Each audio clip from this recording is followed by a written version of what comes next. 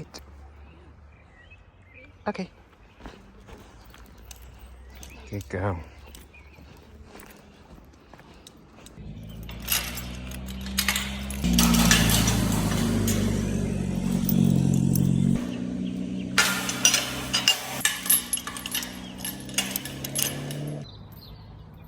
Okay.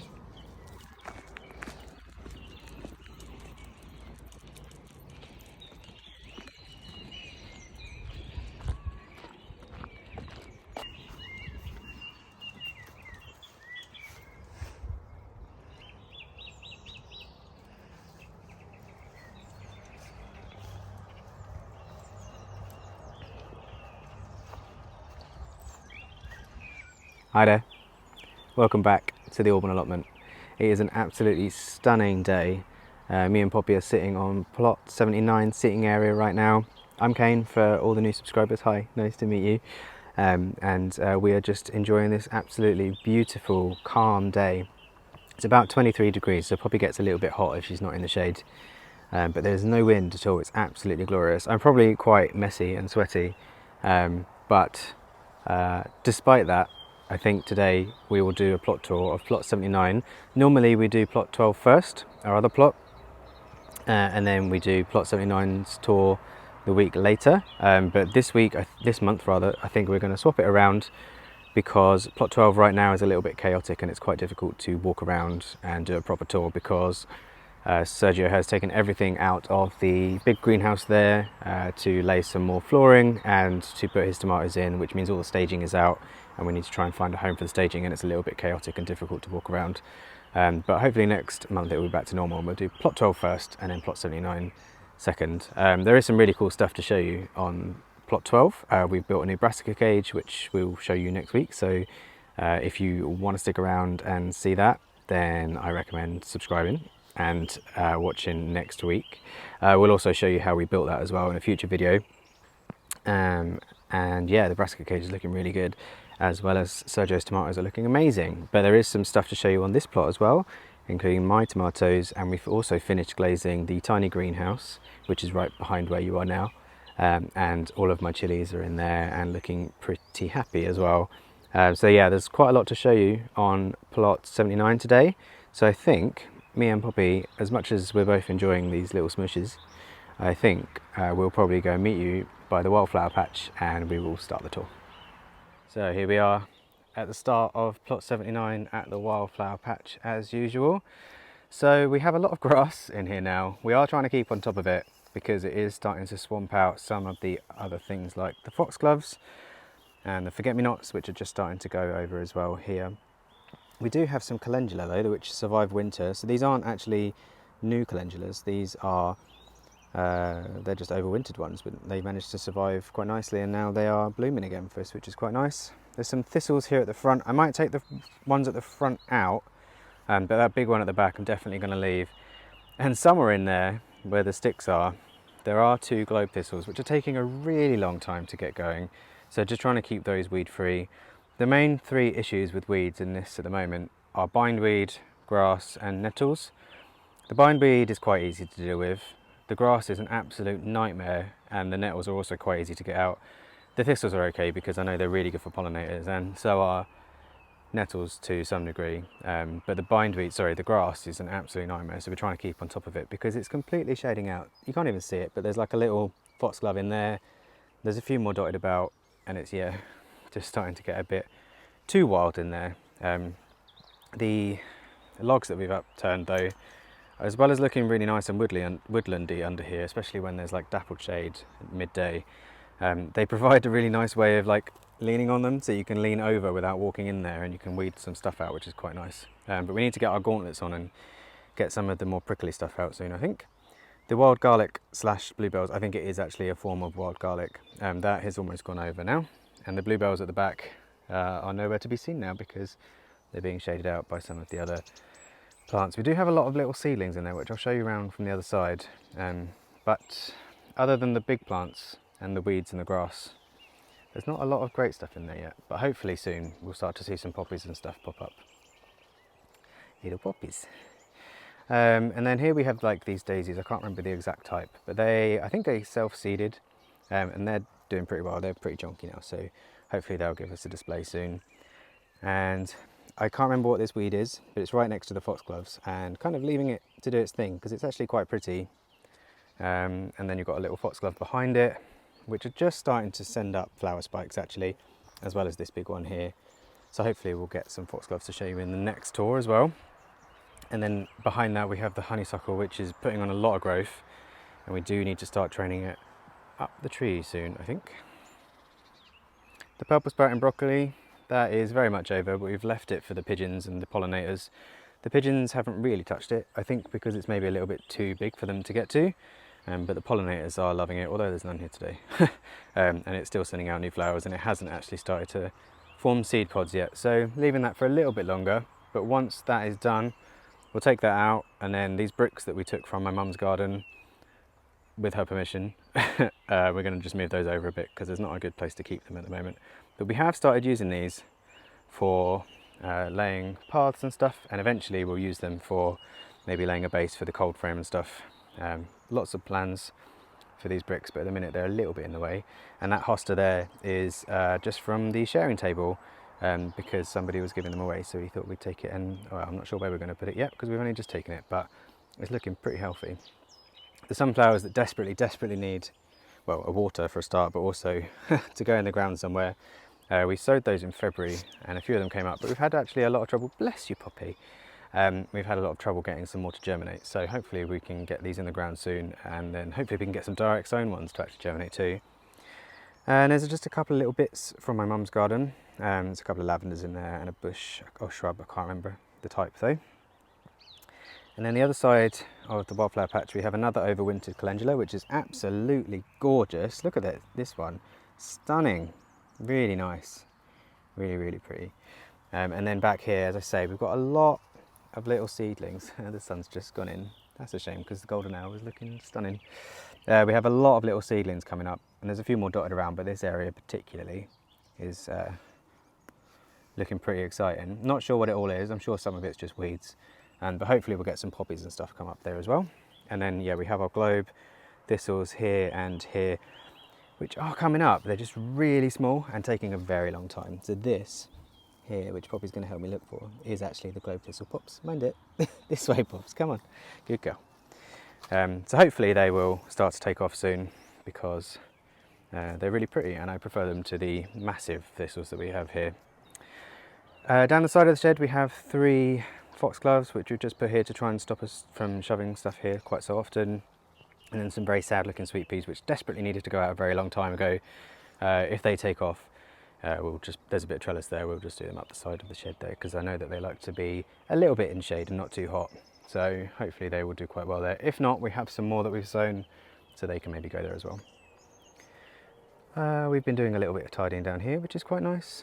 In this pot is some potatoes. We can't remember which ones, but they're looking pretty good. We topped those up fairly recently and they're looking really good. Hello baby, are you a good girl? Hi, you gonna say hello to YouTube? No, all right. Hi Poppy. And then yeah, next to that we have our cold frame, which has our, well, some of the dahlias. I'll show you all the other dahlias soon, but these are all saved dahlias from last year, where the tubers started to rot, so I cut them into thirds and then tried to save them, and most of them have sprouted. All of these ones have sprouted, and I think all of the other ones in the other greenhouse have sprouted too. But these are pretty much ready to go out now. I think that is the plan for later today if I get time. They've just started to be eaten by slugs, and there's a few slugs under the pots, so now is probably a good time to put them out. Some daffodils I think, which have gone over. Just waiting for these to die back a bit so we can take them out and dry them. And then round into the greenhouse, we've completely cleared this out, so there was lots of seedlings and staging in here. The seedlings that are left over have gone round to plot 12, and the staging has just been collapsed or moved round to plot, into the little greenhouse on this plot, which is where the chilies are, which I'll show you in a bit. But to replace it, we've put my tomatoes in. So there's about 17 plants in here, which is probably about the same amount that we got in the ground here last year, except we didn't have this Kane system, so we put them kind of next to each other here rather than in a zigzag, because we had to put them in where we could put these rings to run strings down. So we could only put 2 here and then a gap, and then 2 here and then a gap. But now that we've put these canes in, we can run string basically from anywhere. Even better if these ran all the way to the end, but they don't. So now we could do them in a zigzag. So all the way around to here is San Marzano, and then all the ones round from here are Marglobe. Now there's a good chance that it's the other way around because I messed up the labelling when I sewed them. So it could be that this side is Marglobe and this side is San Marzano. But either way, one side is one and one side is the other. They're looking pretty healthy now, they're quite big. They've recently greened up as well because they were looking a bit sad in their pots. But I mulched this whole greenhouse with manure and then put a little bit of bone meal in as well, I think, which is meant to be high in calcium, which I think will be good for the tomatoes. And then as we leave the greenhouse, Poppy, mind, excuse me, good girl. We have our broad beans. Actually, we have some potatoes here as well. So these are the first lot of potatoes in bags. There is some in the ground as well, but we also do some in bags, which is a really nice way to use old compost bags. These have already needed topping up once, so they'll need doing again soon, but they're looking pretty good. And then we have an absolute sea of broad beans. Weirdly, these ones were in later than these ones, but these ones are much, much bigger. They might be a different type, but these ones are lagging behind a little bit. There's a little bee on there, which is nice. Still no signs of actual beans yet, but they are starting to get pollinated, so hopefully they will soon. And also we have just started to get black fly.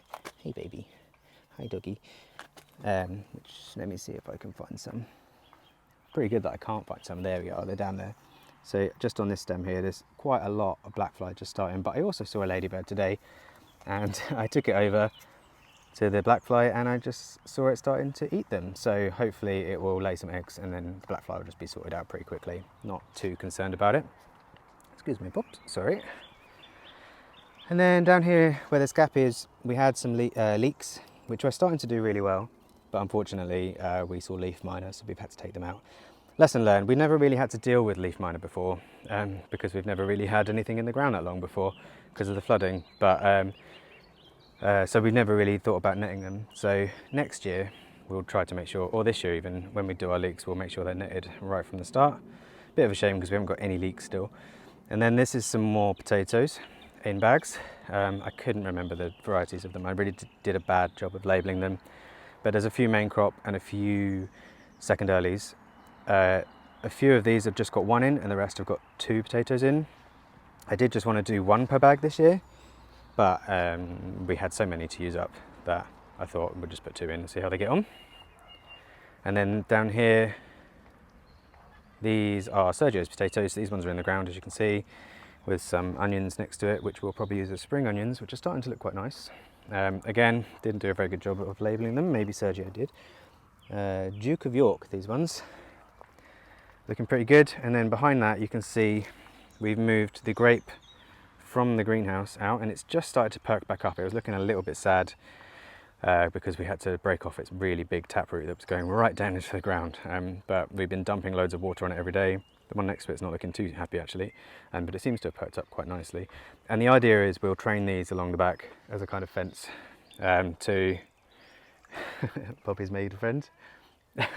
As a kind of fence, because we're not really allowed fences on this site. These ones down here, these were cuttings that we took from last year, which took really nicely, but we also had to dig these out of the ground and they needed good water. But they are doing okay. There's another one there which is looking even sadder, and the one at the end is looking okay as well. Here's our strawberries. We have a big gap in the middle, but these are just starting to put on quite a lot of nice growth and have also flowered for us too. Hey Pops, are you making friends? Are you making friends, darling? Are you, gorgeous girl? Yeah, hi baby, good girl. And then we've cleared this bed as well. I can't remember what we're going to put in here, but we are starting to get to the point now where we need to put stuff in the ground on this plot as well. So we'll do that soon. And Pops is being very cute and very good today. The pond is starting to look a lot better. These broken pots at the back are really starting to grow on me actually. So we put them there for habitat for wildlife and frogs especially. But I think they're actually starting to look quite nice now. We've started to flatten them out a bit. So quite happy with those. We've also put some alpines around the edge. So there's a couple here. That's a chamomile. primula or primrose, and then a few more alpines just around the edge, as well as a few nasturtiums and stuff kind of poked into the ground and hope they come up. Plus these, I can't remember what they're called, maybe, no, they're not watercress. Whatever they are, we rescued them from the ground over there where they popped up from where it flooded, and now they look really happy in the pond. Still no sign of tadpoles, sadly, but the lily is starting to come back as well. So the process of getting a bit more life in there is starting to happen again, and with the habitat there at the back, hopefully next year we will get some frogs and some frog spawn. This bed is a bit of a mess. We really need to tidy this up. We did have lots of wood and stuff stored here, which were just tidied away, so now we can actually start to clear it. We might put some onions somewhere on this plot, possibly this bed, because we have leaf miner on the other plot as well, which is a bit of a shame. And then our main grape, which is looking very happy, survived that frost that we had a few weeks ago, thankfully, even though a few bits of it did get knocked back, but the rest of it's looking pretty happy. We'll definitely take some more cuttings off this. Plus I also took some seed from this, and the seed is taken as well. We've got like 10, possibly even more grape seedlings as well, which are looking pretty happy at the moment. In this bed we're planning to put a few squash. Sergio started building some sort of structure. We'll see how that goes, and I'll be able to tell you more about it next time, hopefully. And then behind that we have some bolete beans, which have just gone in really. Pigeons have been nipping away at the leaves on that, which is a bit annoying. In fact, actually, we've had quite a lot of problems with pigeons this year eating our crops. I've never had to cover peas before so early in the year. The only reason we've covered peas before is because we want to avoid pea moth. So by doing an early crop, normally we don't have to cover them. But this year we have had all of our peas eaten, so I have covered them, and they're just starting to bounce back. It's quite difficult to see through the netting because it's a green colour, but they're about up to here now. They're Hurst green shaft peas, and they are just starting to take off. There's a few flowers in there as well, so hopefully we'll get some pea pods soon as well. Oh, don't want to go that way, we want to go this way, Pops. Good girl. Behind that we have yet more broad beans, oops, which smell amazing, and there's quite a few bees in there, so hopefully we'll start to actually see some beans forming soon. Feels like it's very late in the year to be getting broad beans. Oh, I've just seen some at the back, that's good. Finally, hopefully we'll get some soon. And then down here we have some more Hurst green shaft peas, which have only just gone in really. For the first time in a very long time, I actually got something into ground at the right time before they desperately needed to go out. So they're quite small at the moment, and they are pre-netted, so I don't have any pigeon problems or pea moth problems, hopefully, and hopefully they'll start to take off soon. I did have some Blauschocker peas here, but they just didn't take. They were looking really sad. Hello, baby. Good girl. Our jasmine, still not dead, but still not doing anything. I don't know what we should do, whether we should just put that in the ground and hope for the best, but it's very unhappy at the moment, as is the wisteria. If you watched the last pot tour, I think this was looking really lush and green, but either it's not happy being in the pot, or the frost that we had has knocked it back a bit. But it isn't dead, it's fine. We just need to actually get that in the ground soon, I think. The scrambling rose, that also, hello, whoops, that also needs to go in the ground soon, as does the climbing rose. I'm just not sure exactly where to put it, because obviously there's a risk of flooding on this plot. Preferably they'll go on plot 12. The seating area is looking quite nice as well, quite tidy in here at the moment. We have a couple of bird boxes that we want to, oh, I just got caught on the gate. There's a couple of bird boxes that we took from my mum's garden that we want to put up in here, hopefully. They're very cute, and so hopefully we can get them up somewhere like here, which will be very nice, especially if we can get some plants growing over the top of the seating area. And then around the inside, we've put some sweet peas, as far as we can anyway, because the concrete is at a bit of a weird angle underneath this nice flooring. And these have been trying to flower for a while, and I keep pulling off the flowers because they're not quite big enough yet, but I think I'm going to give up soon and just let them do their thing, because they are starting to get to a decent size. But the plan was they'd be a lot higher and kind of surround you in scent when they flower. There's a little one actually there which has just come out. It's a lovely colour, but as you can see the plant's just a little bit too small, so I might take that off. And then we have the rose in the white pot, which has finally been cleaned. We finally got around to cleaning it after all that mud that was splattered up it, and it is just about to flower actually. These are nice pink flowers, and they always put on a really nice show, so looking forward to that as well. And then, oh, you coming through, Pops? Good girl. And then we've just started to kind of tidy this back up after the flooding. So those roses that were in the pots from last year, they've been in pots for a really long time, they're finally in the ground. And then this area is just starting to get ready for dahlias. I'll show you the amount of dahlias we have in a minute. So we've just started digging this over, and also popped in some more sad looking sweet peas here as well. But the plan is, I think, to put as many dahlias here as possible, and we need to think about divvying this space up into a path so we can get in and out of the seating area. So I think we're probably going to put a path here, and then a little bed there, and then a bed there as well. We want to put a path all the way around the greenhouse as well. We've just started wood chipping it. So we're just, I think, almost at the point, or maybe a little bit further than where we were when it last flooded, because we just got the big greenhouse here, and then we just started putting paths in and dahlias and stuff. So I think we're just caught up to where we were, which is quite nice. So yes, this is the greenhouse which we've moved from plot 12, which is now glazed. The window's been fixed by putting an auto vent in because the latch doesn't work. Really good way of fixing a broken window. I cut a lot of the glass. God, I had to cut like 15 panes of glass. There's still a couple more that really need doing, but it will be fine for this year. And then we just put a temporary path of slabs in here for now, which Pops is going to demonstrate. So dahlias on this shelf, on this staging, and on this staging is all dahlias, and also the slug pellets, which I like to use. These are little white pellets, so they're not kind of blue and not horrible on the ground, and they're quite safe to be around pets as well, which is good for Pops. So I'm not going to go through all of the dahlias that we have because that would take forever. But we got a lot in the sale, in Wilko's sale recently, and they're just all starting to poke through nicely. Even some of the little ones, you know, the little bits that fall off, we popped those in a pot just to see what they do, and most of those have started to shoot as well. So we're going to have a lot of dahlias this year, which is really cool. And they are strategically placed on these stagings to avoid slugs, really. Once they're big enough, this one's maybe big enough, but once they're big enough, they'll go in the ground. But just trying to give them the best start they can. And as you can see, none of the pots are really touching, and then they're near the edge, and that is just to try and avoid slug damage as much as possible. And then we have some of the aubergines down here, so they're all Black Beauty, and they're in their possibly final pots. Some might go in the ground as well once these dahlias are out, but haven't really decided yet. But they are looking really quite happy. I have had to take a few flowers off. There's some more being formed here, but overall they're pretty happy. And then down here we just have some regular cayenne peppers. They've just naturally started to fork. If you watched the last video, look at this stem, nice and sturdy.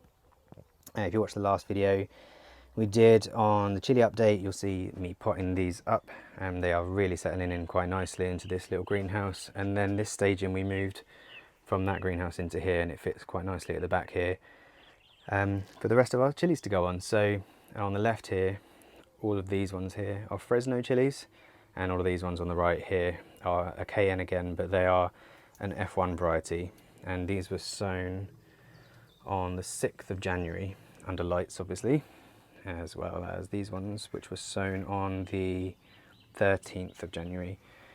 So they've been going for quite a long time now. I've been picking off the flowers, but I think I'm starting to get to the point, like with the sweet peas, where I'm just going to kind of let them do their thing and make sure that I pick the chilies as soon as they are ripe, so that they produce a few more later in the year, hopefully. There's still a little bit more to do with this greenhouse. Like I say, there's a couple of broken panes of glass still, like here. This one isn't like quite right, and there's a few more broken ones like here, but I will do that maybe at the end of the year. I'm getting a lot better at cutting glass, actually. I hated doing it before, but I'm getting better at it. And we need to attach the base to the breeze blocks that are acting as the foundations, ready for the storms that we're going to have, just to avoid the frame moving in any storms. And then that's kind of not completely where we're at, but kind of. The rhubarb is settled in nicely now, and maybe soon we can start to pick that as well. The black currants really need to go underground somewhere, but again, we just haven't really decided. This is all still covered, just to try and help us manage the weeds until we're ready to use the space, which we are starting to get to, because we're going to have to start putting our pumpkins out soon, although some are already out, which I'll show you. This is our existing blackcurrant, which has just started to form flowers, which is nice. We pruned this really hard last year, so glad to see that that's quite happy despite being flooded again. Lots of wood that my mum's given us, which we need to try and find a home for or to use, although we will probably use most of it for creating paths, which we've started to do, which is quite nice because we never really had paths at the back of 79. So finally we're at the point where we are defining paths at the back, and the back is starting to look a little bit more actually used, which is quite nice. And then down here we have some beetroot which survived the flooding, weirdly, but they have just started to bolt, which is a bit of a shame, but I might just leave them and collect the seed from them before taking them out. I'm amazed they just did anything at all, considering they were underwater for 4 months, so not going to complain too much about that. And then down here we have put some of our pumpkins in, probably a little bit too close together considering they're Atlantic giant pumpkins, but it's not a problem because we can trail one that way and then the other two can trail that way. And probably what we'll do is once they start to form a fruit, we'll probably just chop the end off, at least 1 or 2 of them, just to get them to form their fruits as quickly and as bigly as possible, because I imagine the Atlantic giants take quite a long time to ripen and we want them in time for Halloween, and maybe one will leave just to kind of do what it wants to do. And we do have a little bit more space there, but I have to remind myself that these plants are probably going to get quite big, and then we do need to put some more pumpkins and stuff in this space once we've got it ready. And then we get to the end of 79, which is not looking quite so great, although the buttercups are looking quite nice. Got some more breeze blocks from my mum's garden, which are acting as like a barrier to stop people driving too closely. Previously we just used these types and we didn't really have a lot of them, but these ones are looking quite nice and they go all the way around now. The comfrey itself, oh, looking lovely. Look at all these flowers, absolutely stunning. Again, not many bees on it, which is a bit worrying, but I have seen a few in the past, and I'm just glad that comfrey survives flooding, and it always seems to come back just as strong. So if nothing else, we can grow grapes and we can grow comfrey on this plot. We'll just have to see what happens with flooding in the future. We have finally started using the wood chip as well, which now has lots of bindweed growing through it, but we're using that for paths. And once that's clear, we'll probably try to get out some of this grass a little bit better and put some more sunflowers in, because it looks really nice when this area is full of sunflowers. But I have to remind myself that we did flood again at the end of May last year, and we did a very late sowing of giant sunflowers and they still looked amazing. Oh, I've just seen there's a foxglove in there. That's really cool. Very happy about that. Hopefully a few more bits will pop up as well, but we do need to try and tidy it a little bit, just to give the non-weeds a chance to go, and we also need to use this wood chip too. The compost actually we've started using as well. It's pretty good compost actually, considering it was flooded, but it does have a lot of weed seeds in, which is a bit annoying, but we're just trying to use it up so that we can eventually move the compost bins around onto plot 12, but also the space on plot 12 isn't ready either. But yeah, I think that gets us to the end of the tour for plot 79 in, what are we, May now? Blimey, cool, blimey. But yeah, pretty happy with it, especially the fact that we're starting to get the end of this plot looking pretty good as well. There we go, plot 79, mid-May, in golden hour, featuring Poppy Dog no less. What a lovely video, eh? Right, I think that's it for today's video.